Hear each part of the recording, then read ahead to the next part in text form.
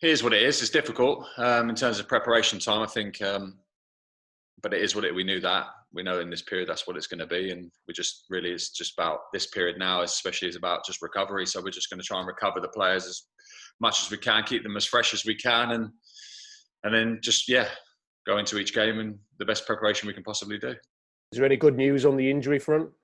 Yeah, Julian, as I said, that game against on Wednesday was a little bit too soon for him, but should be fully recovered and back in training today. Trained yesterday, so no problems, and in training today, so should be available for the weekend. The other injuries which I mentioned, Josh should be hopefully with us at some point next week, and then obviously Osazi is slightly going to be a little bit longer. Can you tell us a bit about the planning involved in order to get a team at the moment to Swansea with all of the protocols that are going on? And has it been a challenge having 2 long away trips so early in the restart? Yeah, I think they're all long. I think the 4 away games that we got, you're right. Swansea's probably the longest one. So the way that we do it, same as we did with Bristol, obviously there's protocols in place where we have to travel with 2 coaches. So we'll go down there tomorrow. We'll travel because it's an early kickoff, like it was with Bristol. The London games, normally we use a train, but we can't do that in this one. So all of them will be bus journeys. And of course all 4 are along. But what we have to do is try and travel down the day before in 2 coaches, and then that's the way we're allowed to prepare for it. The performance against West Brom was a continuation of the performances you've shown so far since restarting. But what are some of the things that perhaps happened in that game that haven't happened against Forest and Bristol City, which prevented you from getting a result? Yeah, on reflection in the game and watching the game back quite a few times, and even the feeling during the game was, I think the biggest difference was just the clinicalness of West Brom. I think that's what was the biggest difference. And then I talked about that freshness.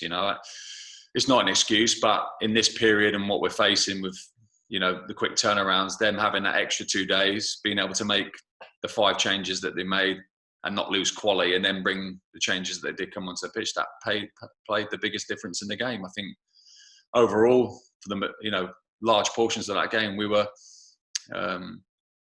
It was a good performance. We were going toe to toe with them. If anything, in the first half, I felt we probably edged them in terms of the performance level and the most likely to open the scoring. Unfortunately, some key moments, the penalty, which can change the game, and then obviously, like I said, their clinical finishing with the opportunities they had. We also had opportunities, even at 2-0. I said at the time, at 2-0, I made changes which I knew would expose us a little bit more defensively for that last half an hour to try and have a real go, get back into it. We hit the post at 2-1. If again, a key moment, if that goes in, that probably gives us that extra energy and belief to know there's something in the game. But I think that was the main part of that game. But again, the main part of what I said to the players, I said to you guys afterwards, I think we've got to remind ourselves that over this is our first real attempts, these games, to try and implement this way that we want to move forward. And I think, considering our first real attempts here, I think the lads have done incredibly well. I think they've delivered a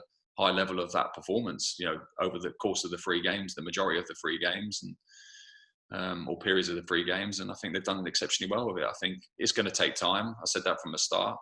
We want to get results in between that to help build that confidence. But that is what it is. I think if we can show patience and lower our expectations a little bit, but I think the lads have really got a good eagerness to it. They're showing a good appetite towards it, and I think they appreciate that this is the way we're going to move forward. So over the 3 games, I've been very, very pleased with them.